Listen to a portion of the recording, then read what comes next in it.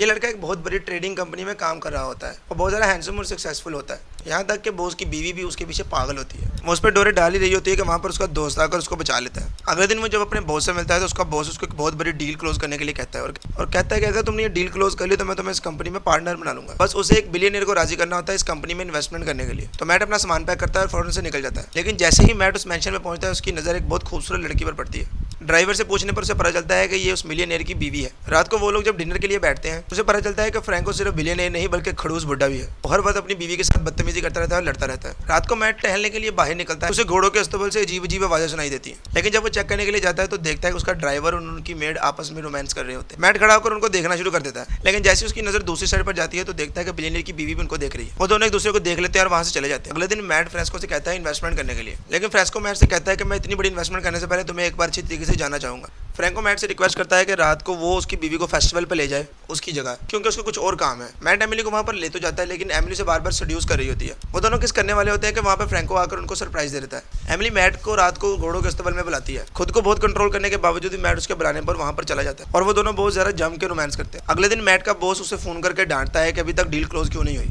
Mat दोबारा फ्रेंस्को के पास जाता है उसे डील के बारे में बात करने के लिए। लेकिन फ्रेंस्को बातों ही बातों में मैट को फिर से टाल देता है। दोपहर को एमिली मैट को एक शॉपिंग के बहाने से एक रेस्टोरेंट में बुलाती है और वो रेस्टोरेंट में बहुत ज़्यादा एंजॉय करते हैं। लेकिन इस चक्कर में उन दोनों को घर जाने में देर हो जाती है। जैसे वो घर पहुंचते हैं फ्रांस को उनका टेबल पर डिनर के लिए इंतजार कर रहा होता है। वो उनके आते ही मैट से अजीब अजीब सवाल करने शुरू कर देता है। फ्रांको से कहता है कि मुझे पता है तुम दोनों क्या कर रहे हो मेरी पीठ पीछे। इस पर उसकी और एमिली की बहुत ज़्यादा लड़ाई होती है। अगले दिन मैट फ्रांसको के पास जाता है, उसे कहता है कि जल्दी से प्रेजेंटेशन लो और प्रेजेंटेशन देने के बाद मैं यहाँ से निकल जाऊंगा। फ्रांसको उसका गुस्सा ठंडा करने के लिए उसे लेमनेड देता है। लेकिन जैसे ही मैट प्रेजेंटेशन शुरू करता है थोड़ी देर बाद बेहोश हो जाता है। मैट की आंखें एक होटल रूम में खुलती है। होश में आते ही मैट वापस पेंशन की तरफ जाता है एमिली को बचाने के लिए।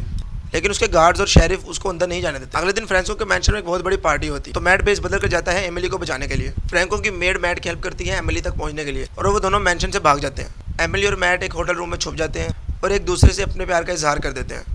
अगले दिन जैसे ही मैट की आंख खुलती है तो शेरिफ उसको फ्रैंको के मर्डर केस में अरेस्ट कर लेता है। कुछ दिनों बाद मैट की बेल हो जाती है। मैट को पता चलता है कि ये बेल एमिली ने करवाई है, लेकिन इस कंडीशन पर करवाई है कि वो कभी भी उसको दोबारा नहीं ढूंढेगा और वापस न्यूयॉर्क लौट जाएगा। मैट उसकी इस बात को और शेरिफ की धमकी को इग्नोर कर देता है और वापस मैंशन में जाता है। वो मैंशन की खिड़की तोड़कर मैंशन के अंदर घुस जाता है। वो बहुत बेसब्री से एमिली को ढूंढ रहा होता है कि एमिली को ढूंढते ढूंढते हुए कमरे के अंदर घुसता है जहाँ पर सब लोग बैठे एक डिनर एंजॉय कर रहे होते हैं। मैट उन सबको देखकर बहुत ज्यादा हैरान होता है। वो सब लोग मैट से कहते हैं कि हम लोग तुम्हारा इंतजार कर रहे थे। थोड़ी देर बाद फ्रैंको वहाँ पे आता है, उसको समझाता है कि सारा एक गेम था जो कि वो लोग हर उस इंसान के साथ खेलते हैं जो वहाँ पे रहने के लिए आता है, क्योंकि वहाँ पर और कोई इंजॉयमेंट करने के लिए चीज़ नहीं है। मैट का दिमाग खराब हो जाता है। वो एमिली से कहता है मुझे पता है तुम इन सब चीज़ों का हिस्सा नहीं हो, मेरे साथ चलो। लेकिन एमिली कहती है कि मुझने ही फोन करके तुम्हें सेलेक्ट किया था यहाँ पर आने के लिए। इस सब के बाद मैट को एक बहुत बड़ा शौक लगता है। लेकिन फ्रैंको से कहता है कि तुम इस कमरे को ढूंढ कर इस गेम को जीत चुके हो तो तुम्हें $500 मिलियन की डील जरूर मिलेगी। मैट वापस न्यूयॉर्क चला जाता है और कंपनी का पार्टनर बन जाता है।